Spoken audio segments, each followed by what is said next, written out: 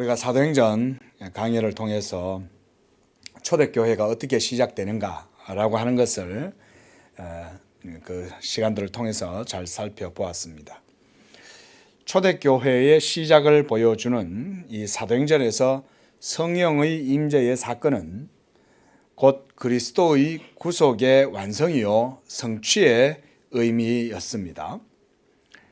예수님께서 지상의 사역을 통해서 모든 하나님의 율법의 의의를 이루시고 십자가로 마침이 되심으로 우리 죄인들을 위한 구속의 의의를 모두 완성하셨는데 그 열매가 바로 성령을 받는 이 오순절 성령의 사건이었습니다. 그래서 우리가 구속사적으로 하나님께서 교회에 성령을 부어주신 이 사건을 그리스도의 구원의 열매를 먹고 누리는 것이다, 이렇게도 표현을 합니다. 우리가 구원을 받는다라고 하는 것은 하나님의 은혜를 누린다라는 말과 같습니다. 그럼 하나님의 은혜는 우리가 어떻게 누리게 되냐? 바로 성령을 통해서 그걸 누리게 되는 거예요. 성령을 사모하시기를 바랍니다. 우리 안에 성령이 계시지만 우리가 더 성령을 사모하라는 말은 뭐냐면 성령의 은혜를 사모할수록 우리의 영혼이 하나님의 말씀에 더욱 진리에 더욱더 가까이 들어갈 수 있기 때문에 성령을 사모하라, 이렇게 말하는 거예요. 성령이 없어서 성령을 사모하라, 그런 말이 아닙니다. 성령의 은혜가 깊다는 얘기는 결국은 말씀의 은혜가 깊다, 이 말인 거예요. 왜냐하면 성령은 어떤 영이라고요? 진리의 영이잖아요. 그러니까 진리의 지식이 우리 속에 가득할수록 성령이 내 속에 가득하게 되는 거예요. 하나님께서 자기 아들에게 천하 만국의 열쇠를 주시고 그리스도를 통해서 만민을 다스리는 권세를 주셨을 뿐만 아니라 그리스도의 교회에 성령을 부어주시는 일도 이제는 그리스도께서 행하고 계시는 거예요. 2000년 전부터 오순절 성령의 역사가 이루어진 그 시점으로부터 시작해서 지금 2000년 기독교 역사 동안 예수님께서 이 땅에 있는 모든 교회들을 자기의 성령으로 통치하시고 역사하셨다. 믿으시기 바랍니다.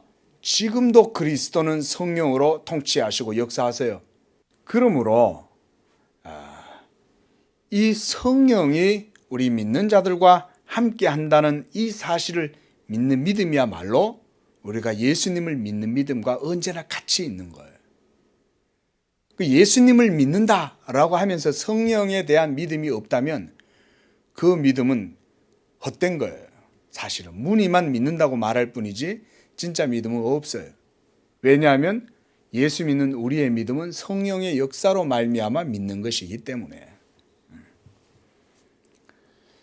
그래서 하나님께서 성령을 부어주실 때에 성령을 받는 사람은 그 영과 마음이 새롭게 되는 역사를 경험하게 돼요. 우리가 사도행전에서 그 사실을 봤죠? 그렇죠?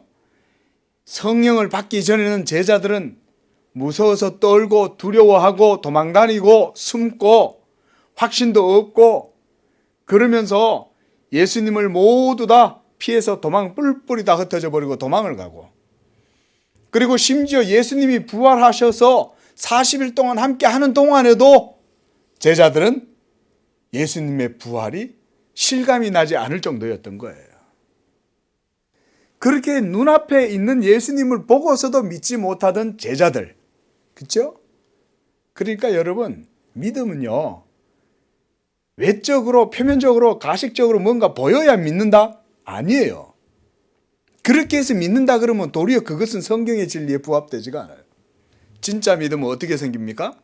성령의 역사로 우리 안에, 여러분 속에 하나님의 말씀에 대한 진리에 대한 증거, 확실함, 확신이 성령을 통해서 이루어지기 때문에 성령의 역사가 아니면 누구라도 여러분 예수를 주라고 고백할 수 없어요. 그러니까 우리가 얼마나 성령의 은혜를 사모해야 되겠어요, 그죠? 성령의 은혜를 많이 사모하시기를 바랍니다. 아침마다 이제부터는 그거 기도하세요. 기도 제목, 오늘의 기도 제목. 아침마다 기도하실 때마다 하나님, 내 어두운 영혼에 성령의 빛을 비추어 주옵소서 이렇게 기도하세요. 진리의 영이시여 은혜를 베풀어 주옵소서. 진리의 영을 사모하나이다. 이렇게 여러분 하나님께 기도하세요. 그래서 하나님, 너희가 악한 자라도 자식이 좋은 것을 구하면 뱀의 알을 주겠냐 이거예요. 좋은 것을 준다는 거예요. 하물며 하늘에 계신 너희 아버지께서 너희에게 좋은 것을 주시지 않겠냐. 여러분, 하나님이 그 좋은 것을 준다고 할 때 그 좋은 것이란 뭐겠어요? 바로 성령이다 이렇게 말하는 거예요, 예수님이. 그러니까 여러분, 하나님께서 우리에게 주시는, 예수 그리스도를 통해서 우리에게 주시는 제일 큰 은혜는 성령이에요. 그래서 우리가 찬송가에도 보면 성령이 오셨네 이렇게 막 찬양이 있잖아요. 성령에 대한 찬양이 되게 많은 거예요. 그게 이유가 있어요. 성령이 없이는 우리가 예수를 못 믿어요. 이 역사가 바로 초대교회 오순절 마가다락방에 임하게 된 거예요. 갑자기 성령이 임하자마자 순식간에 그곳에 모여 있는 사람들이 예언을 하기 시작한 거예요. 그래서 우리가 사도행전에 보면 그들이 하나님의 큰일 말함을 들음이었더라 이렇게 말하죠. 하나님의 큰일. 여러분, 하나님의 큰일, 메그넬리아 데이. 뭐냐면 하나님의 역사, 큰 하나님의 큰 경륜과 하나님의 역사, 구속의 역사를 그들이 막 방언으로 말하면서 예언을 하더라는 거예요. 오늘 본문에서 이제 우리가 방언에 대해서 얘기를 할 건데, 여러분이 성경에서 나오는 이 방언이라고 하는 것은 뭐냐면 방언으로 말하는 방언이에요. 방언이란 말은 우리가 이때 당시에 여러 가지 본도, 갈라디아, 에베소, 빌립보, 여러 주변에 예루살렘 그 이제 오순절에 예루살렘에 올라왔던 사람들이 천하 각국에서 모였단 말이에요. 어떤 사람은 코린토에서 왔고, 어떤 사람은 이탈리아에서 왔고, 어떤 사람은 이집트에서 왔고, 어떤 사람은 터키에서 왔고, 이러면서 전 세계에서 흩어져 있던 사람들이 예루살렘 성에 모여 있는데 성령이 임하니까 사람들이 방언으로 말하기 시작한 거예요. 누가 시킨 거겠어요? 거기에 모여 있는 사람들이 어떻게 이집트 말을 알고 코린토 말을 알고 어떻게 이탈리아 말을 알겠냐 이거예요. 성령의 말하게 하심을 따라서 말하기 시작한 거예요. 그런데 그들이 하는 말을 밖에서 돌아다니던 사람들이, 그 마가다락방 옆에 지나가는 사람들이 들을 때 다 자기들이 살고 있었던 그 지역의 말을 그 사람들이 막 하고 있는 거예요. 저 사람이 어떻게 터키 말을 알지?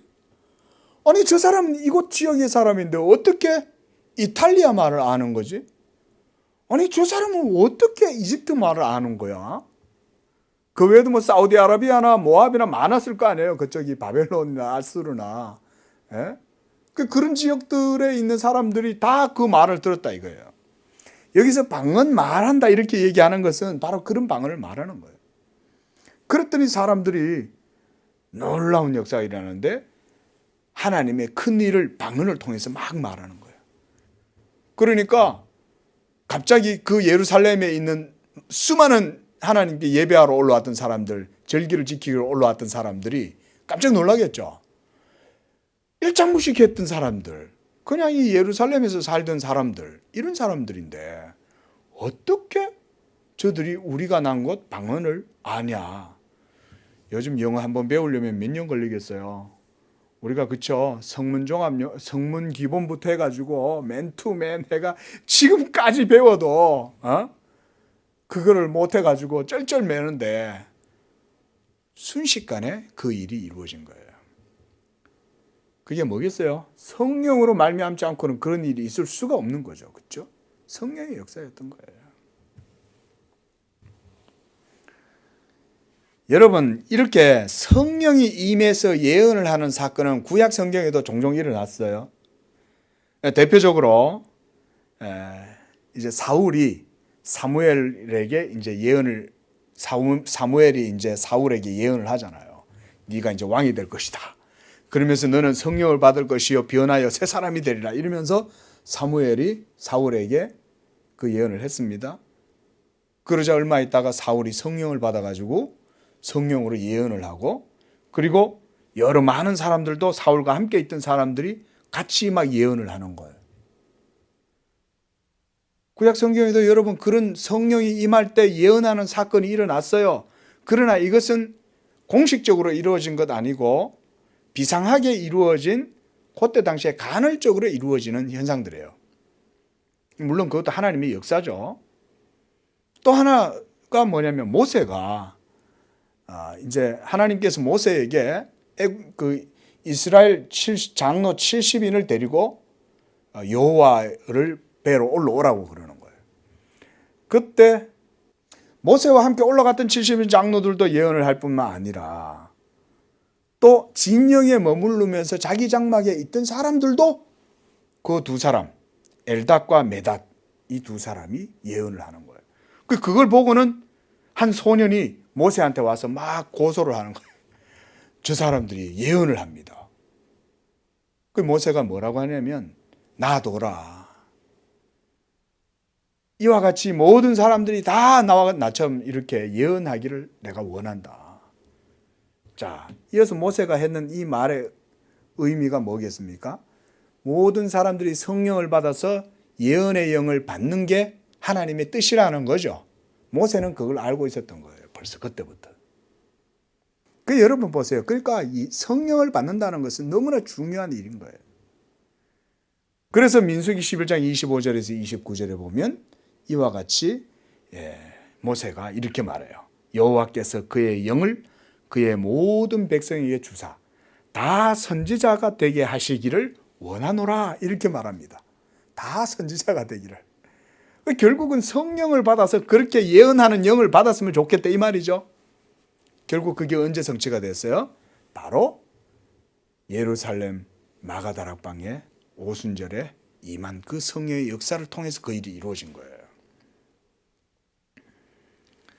자, 그런데 이런 일이 바로 초대교회 때 많이 일어나고 사도들의 복음 전도 사역과 더불어서 막 왕성하게 이루어지는 거예요. 그런 일들이. 그러니까 이런 일들을 통해 가지고 하나님의 성령의 역사가 막 드러나기 시작하니까 이제는 그것을, 그 일어나는 현상을 바르게 이해를 하거나 설명을 해줄 필요가 있는 거예요. 그렇겠죠. 없던 일들이 갑자기 생겨나니까 막 비상한 역사들이. 예언하는 이런 현상들도 그냥 현상이 아니잖아요. 그냥 말만 하는 게 아니라 막 방언으로 말하니까 이거는 초자연적인 역사란 말이에요. 그런 현상들을 설명을 해줘야 되는데 이 고린도 교회는 전혀 그것에 대해서 어떻게 이해를 해야 되는지 이거를 소화를 할 수가 없는 거예요. 소화를. 영적인 어떤 현상은 일어나니까 이게 좋죠. 자기들은 와, 내가 이런 경험도 해보네. 근데 그런 경험을 하면 이 경험의 현상을 바르게 성경적으로 이해하는 것이 중요하겠죠. 그런데 그것에 대한 바른 이해와 기초가 없으니까 사람들이 그때부터 자기가 받은 은사가 마치 자신의 것인 양, 자기의 자질이나 자기의 어떤 능력이나 지혜에서 나온 것인 양 이렇게 자랑하면서 다른 사람들을 무시하고 자기가 대단한 사람인 양 막 이렇게 자랑하기 시작한 거예요. 서로 자랑하다 보면 결국 어떻게 되겠습니까? 아니 꼴 거 아니에요. 야, 니만 방언하냐? 나도 방언한다. 너는 방언하냐? 나는 예언한다. 나는 통변한다. 뭐 각가지 여러분 은사들이 나타나는 거예요. 여러분 은사가요 아주 특별한 은사도 많이 있습니다. 하나님의 성령이 지금도 역사하시면 하실 수 있어요. 근데 하나님은 그렇게 하시지 않아요. 왜 그렇게 하시지 않냐면 교회의 영적인 질서와 안위를 세우시는 것이 훨씬 더 가치가 있기 때문에 그렇게 안 하시는 거예요. 자, 오늘날 시대에 너무나 많은 사람들이 신비주의에 치우치잖아요. 그렇죠? 너무나 많은 사람들이 은사주의에 치우치잖아요. 그런데 하나님이 성령의 은사로 그런 어떤 신비한 은사의 표적들을 막 나타내 보여보세요. 교회가 하나님을 오히려 경외하고 하나님의 말씀의 신앙으로 세워지고 지식 중심의 신앙으로 세워지고 이렇게 될까요? 안 그래요, 여러분. 성령의 은사의 외적인 형상이 막 드러나면 사람들이요 그걸 믿음으로 주체를 못하는 거예요. 하나님이 안 주시는 거예요. 도리어. 그러함에도 불구하고 여러분 은사는 사모하시기를 바랍니다. 왜냐하면 초대교회 때 하나님이 이렇게 은사를 부어주신 이유는 그 은사 그 자체도 이유가 있기 때문에 주신 거예요. 첫째 뭐냐? 하나님의 성령의 사인을 보여주시는 거예요. 진리가 역사한다는 것을 이런 걸 통해서 보여주시는 거죠. 아직은 보지 않으면 믿지를 못하는가. 이런 거를 통해서 하나님께서 교회의 신앙을 돈독하게 세워주시는 거예요. 그럼에도 불구하고 고린도 교회가 연약해서 항상 말씀 신앙에 바르게 서지 못하니까 사도 바울이 오늘 이 14장을 통해서도 계속해서 은사에 대해서 강조를 하는 것입니다. 성도 여러분, 우리가 12장에서도 은사에 대해서 봤습니다. 그렇죠? 그러다가 13장에서 사랑장이라고 소위 우리가 그걸 봤죠. 그 제일 좋은 것을 내가 너희에게 보내주겠다라고 하면서 사도 바울은 바로 사랑에 대해서 말한 거예요. 그래서 이제 오늘도 계속해서 사도가 이렇게 1절에서 보면 사랑을 추구하고 신령한 것들을 사모하되 특별히 예언을 하려고 하라 이렇게 말하는 거예요. 예언을 하려고 해라. 여러분 사랑이 모든 것의 원리이고 본질입니다. 그리고 여기서 신령한 것 이 말은 뭐냐면 영적인 것을 의미해요. 그래서 이 영적인 것이란 것이 바로 신령한 것인데 이 영적인 것은 또 뭐냐? 여러 가지 것들이 있는 거예요. 영적인 것들은. 방언도 있고 통변도 있고 예언도 있고 각가지 은사들이 있잖아요. 그럼 그런 것들은 다 영적인 거예요. 그런데 그 영적인 은사들 중에 사랑을 따라서 모든 은사들이 이루어져야 되는데 그렇게 이루어진 은사 중에 제일 그 기능에 있어서 탁월하고 가장 유익한 은사가 뭐냐면 예언의 은사라고 사도가 말하는 거예요. 예언. 이 예언이라는 거는 여러분들의 개인적인 미래사를 알려주는 박수무당이나 점쟁이들이나 아니면 타로카드나 뭐 그런 식의 예언을 말하는 게 아니에요. 심지어 죽은 사람의 미래까지 알려주는 막 그런 사람들도 있잖아요. 영매들. 그렇죠? 이 영매들이 모여 앉아가지고 촛불 중간에 켜고 까마귀 한 마리 잡아놓고 피를 막 흘리면서 막 하잖아요. 영매들이. 여러분 그거 모릅니다. 미래에 대해서 몰라요. 진짜 아는 것처럼 그렇게 되더라도 마귀가 속이는 거예요. 예를 들어서 어떤 사람이 와 진짜 맞췄어요. 가가지고 영매가 막 하는데 여러분 보세요. 마귀는 앞날을 몰라요. 마귀가 모릅니다. 여러분. 마귀가 알 것 같죠. 마귀가 천사라도 앞날은 모릅니다. 앞날은. 근데 사람들이 왜 속냐면 마귀가 너무 지혜로운 거예요. 그러니까 이 사람의 모든 상황을 다 알아. 그리고 마귀는 또 뭐냐면 이 일종의 행할 수 있는 힘이 있어요. 마귀는요. 그러니까요. 사악한 영과 욕심에 사로잡혀 살아가는 이 세대 사람들을 마귀가 자기 마음대로 주물럭주물럭 하는 거예요. 그러니까요. 진짜 영매는 마귀한테 사로잡힌 거예요. 그 악령으로 예언을 해서 마치 미래를 귀신이 알려주는 듯이 이런 식으로 속이는 거예요. 그게. 그 누가 속이는 거예요? 영매가 속이는 게 아니라 악마가 이 영매의 더러운 영과 함께 그 욕심스럽게 와가지고 미래를 알고 싶어하는 사람들을 그렇게 속이는 거죠. 그러나 여러분 진짜 예언은 그런 예언 아닙니다. 정말 역사의 실제는 뭐예요? 우리의 감각이나 우리의 인식의 능력이나 이런 게 역사의 실제가 아니죠.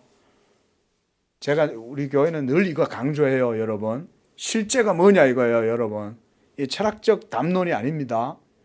실제는 하나님이 실제인 거예요. 이 사실을 빨리 깨달아야 돼요. 우리 양재교회 성도들이. 그래야 믿음이 자라는 거예요. 진짜 실제는 하나님이 실제시고 그 살아계신 하나님의 말씀이 실제입니다.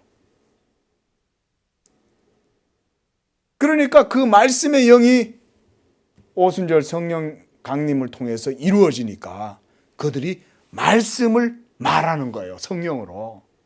그게 바로 방언으로 하나님의 큰일 말했다. 그게 방언인 거예요. 이런 일들이 많이 일어나니까 이제 그들 속에 질서가, 영적인 바른 질서가 세워지면 좋은데, 이런 성령의 나타남의 역사가 드러나면 은혜롭잖아요. 그렇지 않겠어요? 그러니까 우리가 은사를 사모하라는 말을 사도 바울이 많이 하거든요. 그런 은사는 교회를 덕스럽게 하고 영적으로 풍성하게 해주기 때문에 은사가 있는 게 좋아요. 그러나 그런 은사가 있다 해서 말씀에 지나치거나 하나님에 대한 경건과 영적 질서를 벗어나서 아무렇게 행해서 교회를 혼란하게 하는 것은, 그거는 하나님의 뜻이 아니에요. 우리가 오늘 읽지 않았지만 이제 26절부터 마지막 절까지 해서 사도 바울은 그런 영적 질서에 대해서 얘기를 해줘요. 이제 그건 다음 시간에 우리가 보도록 합니다. 자, 그래서 2절 말씀 한번 보십시오. 방언에 대해서 사도가 이렇게 말해요. 방언을 말하는 자는 사람에게 하지 아니하고 하나님께 한다. 그래서 그 알아듣는 자가 없으므로 영으로 비밀을 말함이라. 자, 우리가 보통 오늘날 방언이다 이러면 특별히 오순절 교단, 순복음 교단에서 오순절 운동하는 분들이 이 방언을 성령 받음의 표지로, 사인으로 이렇게 얘기를 하는 바람에 목사가 방언 못하면 그거는 성령도 못 받았다 이런 식으로 아예 그냥 얘기를 해버리는 경우도 많이 있었어요. 오늘날도 그렇게 생각하는 사람들이 적지 않아 있습니다. 오늘날은 또 예언도 막 실제로 계시 자체가 성경이 아니라 성령의 계시를 막 받는다 이렇게 생각하는 사람들도 있어요. 혹시 우리 성도들 주변에 그런 사람이 있거든 멀리 하세요, 여러분. 절대 여러분 그런 신앙은 우리 성도들의 신앙에 조금도 도움이 안 돼요. 비윤리적이에요. 뭐 사적인 계시를 받았다, 막 환상을 봤다, 그래서 하나님이 막 말했다. 여러분 인터넷 같은 데 보면 그런 거 많이 나오죠. 절대 그거 믿으면 안 됩니다. 미혹하는 영들이에요. 뭐 어떤 사람, 그런 사람이 뭐 어떤 어린애가 하나가 계시를 받았다 뭐 이런 거 있잖아요. 왜 하필 또 어린애가 계시를 받아갖고. 전부 거짓말입니다. 그런데 여러분 보세요. 이런 방언을 말하니까 다른 사람들이 그 외국어로 막 말을 하면 못 알아듣잖아요. 그러니까 이 사람은 자기는 막 뭔가 막 이 방언 기도를 하기 시작하니까 자기는 신나는 거예요. 그죠? 자기는 그 방언을 하면 할수록 하나님이 나를 더 사랑한다는 느낌이 드는 거예요. 예? 그리고 뭔가 신령한 신비한 그런 은사들을 내가 계속 방언을 통해서 체험한다는 느낌이 드니까 계속 방언을 더 할 거 아니에요. 그런데 옆에 있는 사람들은 어떻게 될까요? 피곤한 거예요. 아, 도대체 뭔 소리야? 이렇게 생각하는 사람도 있겠지만 또 어떤 사람은 어떻게 생각하냐면 애매모호하게 뭔가 신비함이 있나? 약간 이런 식으로 이상하게 묘하게 생각하겠죠. 덕이 안 되는 거예요, 결국은.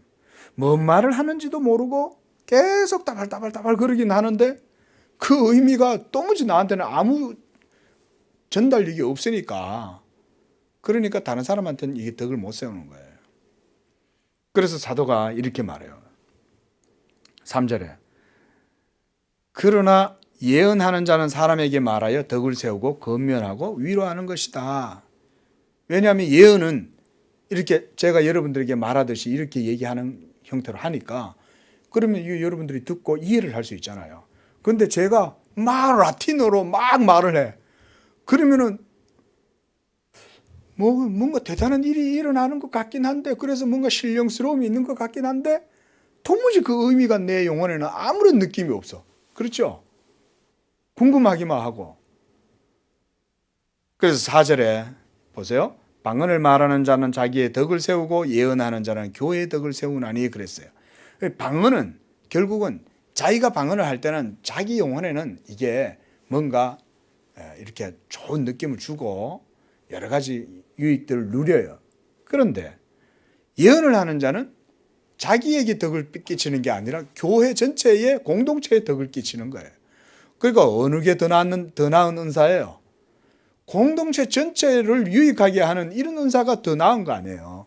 그게 사도가 지금 그 얘기를 하는 거예요. 그래서 5절에 보세요. 나는 너희가 방언 말하기를 원하나 특별히 예언하기를 원한다.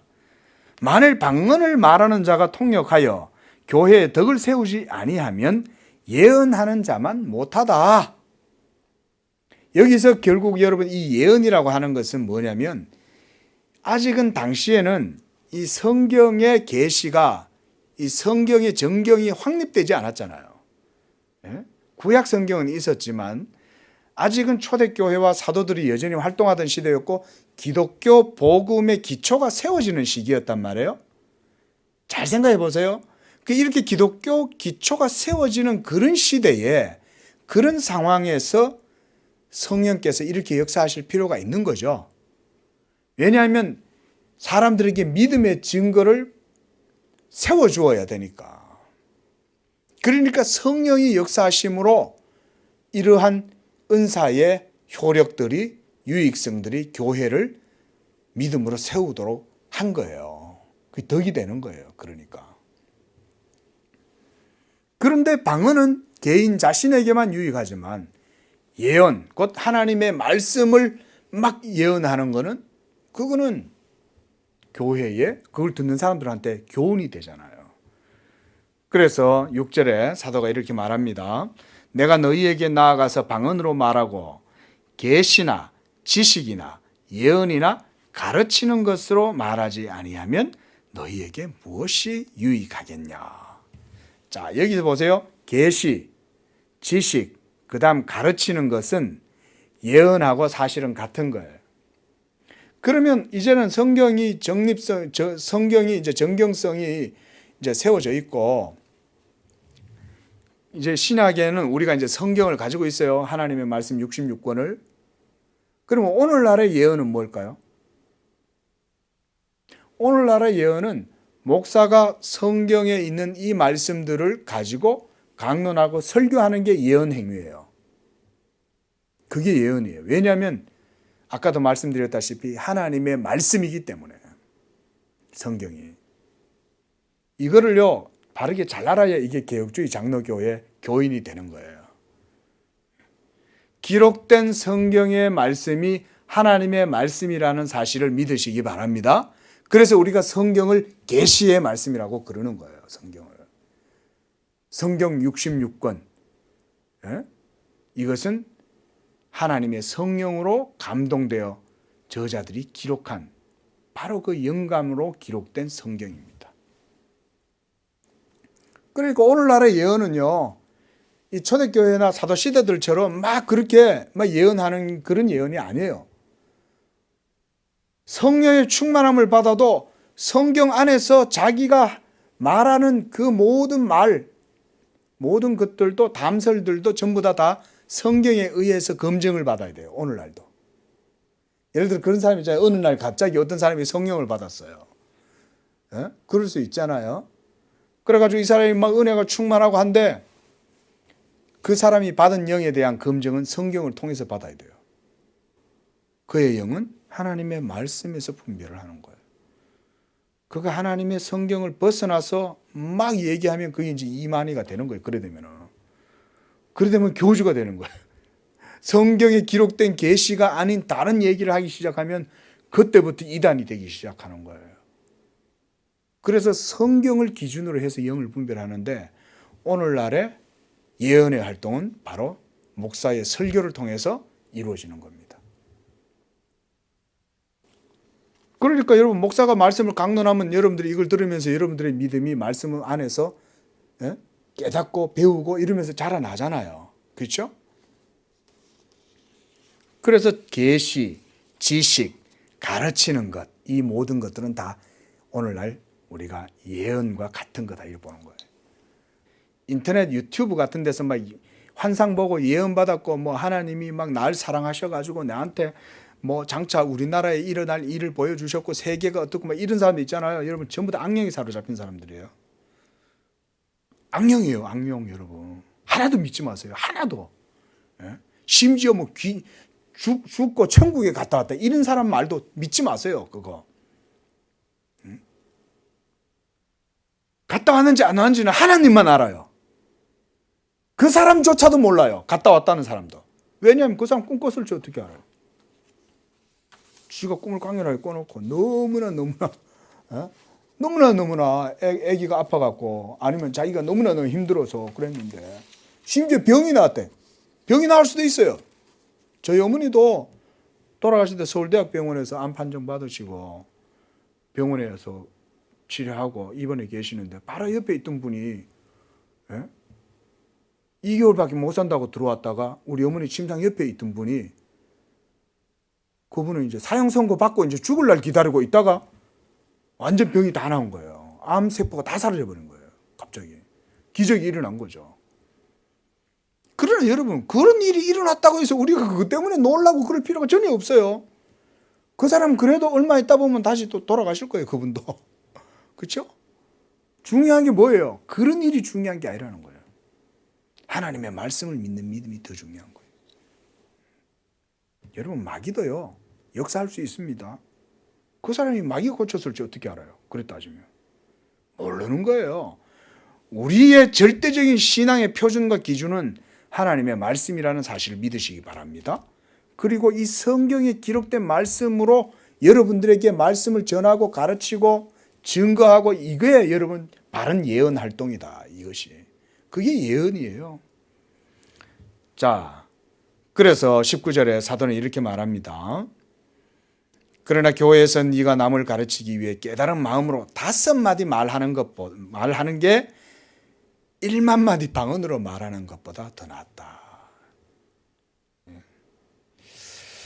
자, 20절 봅니다. 지혜에는 장성한 사람이 되라 그랬습니다. 그리고 21절에 율법에 기록된 바 내가 다른 방언 말하는 자와 다른 입술로 이 백성에게 말할지라도 그들이 여전히 듣지 아니하리라 하였으니, 이거는 사도 바울이요 이사야서의 말씀을 인용을 하는 거예요. 이게 28장 11절 말씀을 인용해서 이 말을 이렇게 하는 거예요.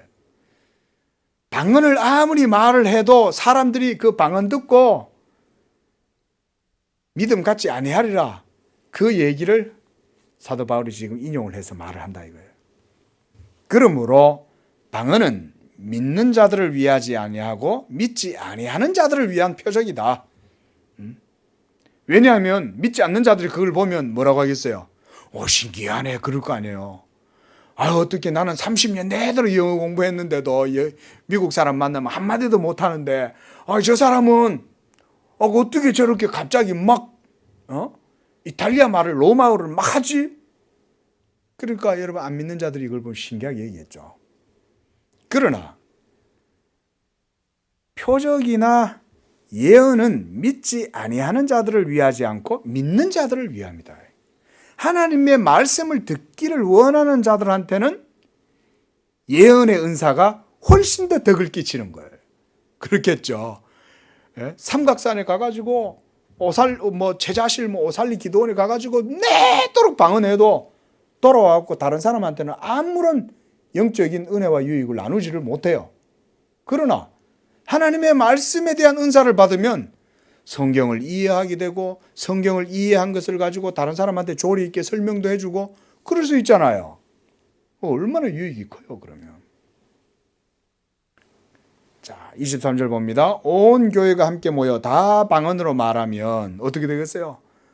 스페인어, 이탈리아어, 이집트어, 사우디아라비아어, 아람, 갈대아어, 각가지 언어들이 막 다 중구난방 모여가지고 왁작시끌 그러면 어떻게 되겠냐 이거예요. 그래 믿지 않는 자들이 들어와가지고 보고는 뭐라고 하겠어요? 아무 내용도 없는데 막 그러면 다들 미쳤구나 그럴 거 아니겠냐. 이거 보니까 다들 미쳤다 하지 아니하겠냐. 다들 미쳤네 그런 거죠. 맞잖아요. 맨정신으로 들어오면 그렇게 안 보겠어요. 그러니까 여러분 초신자나 아직 믿음이 부족한 사람이나 새로운 사람들이 있을 때는요 방언 같은 거 웬만하면 말 안 하는 게 좋아요.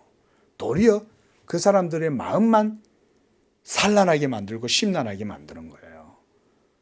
그러나 성경의 내용을 가지고 하나님은 사랑이십니다. 그래서 예수님을 보내주셨습니다. 예수님이 십자가에 죽으신 것은 바로 하나님의 사랑을 품고 우리 죄를 위하여 죽으신 것입니다. 그래서 우리가 그 예수님을 믿으면 십자가의 모든 그 피와 십자가의 공로가 바로 우리의 의가 되고 우리의 죄사함이 되는 것입니다. 그래서 예수님을 믿으면 하나님이 죄를 사해 주시고 하나님이 자기의 자녀를 삼아 주시고 또 믿음으로 성령을 주십니다. 뭐 이런 얘기를 하면 어때요? 은혜롭죠? 이런 얘기가. 이런 게 복음이잖아요. 자, 그러나 예언의 유익을 사도 바울은 계속 강조합니다. 24절 보세요. 다 예언을 하면 믿지 아니하는 자들이나 알지 못하는 자들이 들어와서 모든 사람에게 책망을 듣고 모든 사람에게 판단을 받고 그 마음에 숨은 일들이 드러나게 되므로 엎드려 하나님을 경배하고 하나님이 참으로 너희들 가운데 계시군구나 라고 인정하지 않겠냐 그 얘기예요. 예언이라고 하는 것에 여러분 이게 특별한 게 뭐냐면 예언은 앞날을 알려주는 게 아니라도요. 아까 뭐가 실제라 그랬어요? 우리가 실제가 아니라 사실 하나님이 실제시고 그러니까 하나님의 말씀이 얼마나 대단하겠어요. 그죠? 우리의 실제성을 훨씬 더 능가할 뿐만 아니라 탁월한 거죠. 하나님의 말씀은. 그 기록된 이 말씀을 여러분 그러니까 대단한 말씀인 거예요.